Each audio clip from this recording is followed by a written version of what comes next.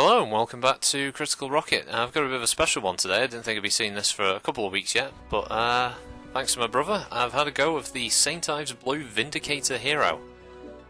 Saint Ive's obviously being one of the lesser domains of the Inner Sphere located in House Liao territory.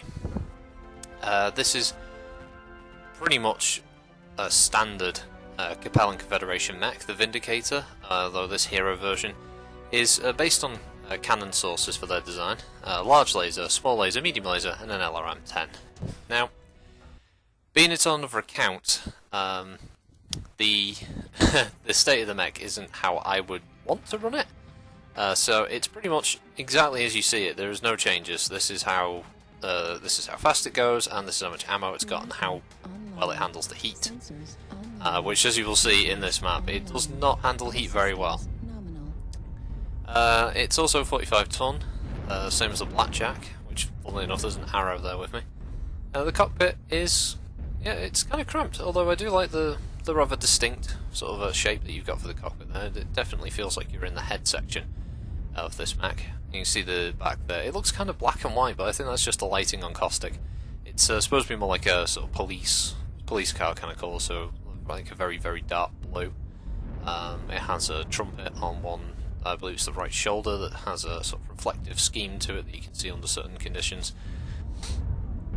The main strength of the mech is its right arm, where in this build is a large laser, whereas in the standard Vindicator, the 1R I believe, we will get a PPC combined with a medium and a small, but at the cost of the LRM going from a 10 to a 5. I think a lot of people who are more into the meta and building their mechs are probably going to hate this mech. The Vindicator in Tabletop didn't have the most hard points, it didn't have the most variants going for it. It's pretty much a run-of-the-mill frontline battle mech. Has a very, very standardised layout. It's not to say it isn't bad, and I imagine this mech could do very well for people who want to meta it. I imagine you could probably squeeze in an LRM-15, maybe even a 20, possibly get in a couple of large lasers, depending on how you want to build it. It's not like it's lacking any hard points, it's just it hasn't got many.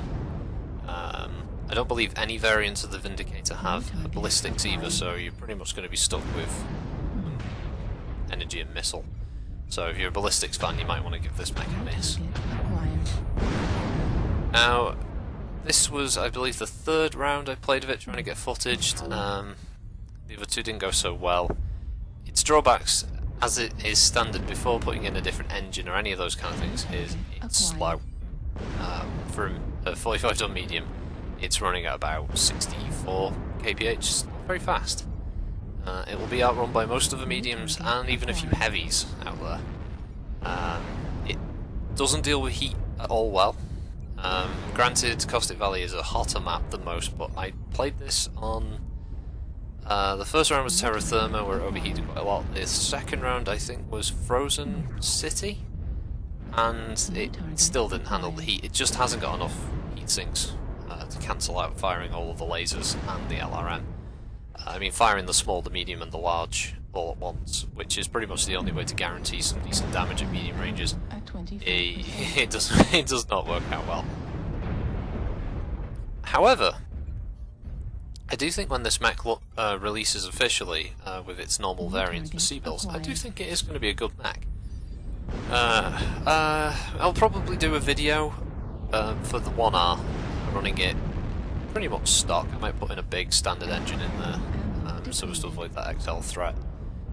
Because it's still only going to have the PPC, I might up that to an ER, and I'll keep the small and the medium, maybe drop the medium to a pulse, and that'll even out the ranges of the small and the medium pulse then, and whack in a load of ammo and up the armour and stuff like that. I'll see when the build comes out, but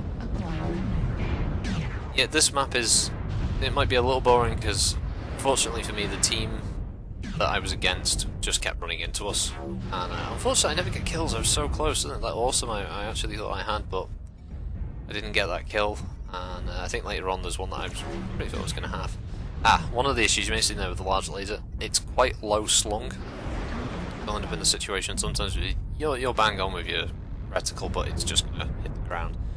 Much like the Clan Mechs, it's got issues with a very, very low slung right arm, and unfortunately that's going to be your main damage arm, especially if you want to run a PPC in there, or even large pulses, that kind of thing. It's going to have to expose itself, and at 45 ton it's not got a hell of a lot of armour to just keep popping out to hit.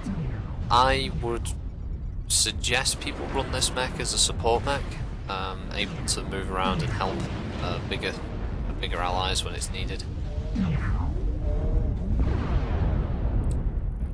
I don't think it's got the same capabilities as the Blackjack. The Blackjack, obviously a popular community build, is the AC-20 medium laser Blackjack. This, yeah, you could probably do a couple of mediums and a PPC, but you're never going to get that AC-20 ballistics kind of build. But yeah, I talk more. I'm thinking about it. I am talking more negative, but I do like this mech. I mean, I'm just running it stock, but you know, whack an XL engine in this thing, you're going to be burning around the map very quickly, like any medium mech with an XL engine in. It's not like it lacks the hard points to be anything better than it comes with stock, but no doubt there'll be people out there who will do a really, really, really monstrous build of this thing. I think it looks great. I think PGI have done a fantastic job of sort of reimagining the Vindicator. They've certainly at least kept the feel of the head. Obviously, the Mechwarrior Online does away with the idea of mech heads being able to turn independent of the torso. I imagine that could be a bit of a pain, so I understand why they decided to lock all the heads pointing forward. So I guess some purists might feel that the Vindicator now looks like it hasn't got a neck. It's, yeah, true, but it still looks like the Vindicator, and I think it's unmistakably that silhouette, as it always has been. And it's nice, I think, finally for the Liao faction players out there to finally have their iconic mech. So, let's see, iconic mechs. Well, we know Curator's got the Dragon, Steiner's got Atlases and Banshees and whatever else. Liao's now got the Vindy. Davian, anyone with the Victor, I guess, maybe? Centurion, yeah, there's a few. Marek, I guess the Orion, possibly? I don't know. Answers on a postcard.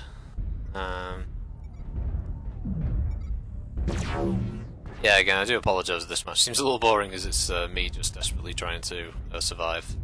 It's, as I said, it's not as stock where you buy it with no upgrades at all. It's a bit squishy. It's a bit fragile. It's not going to be standing up to much punishment. But still, it is a good mech. I do like it. I think it looks great, and I think the medium pilots are going to love having another medium to play around with.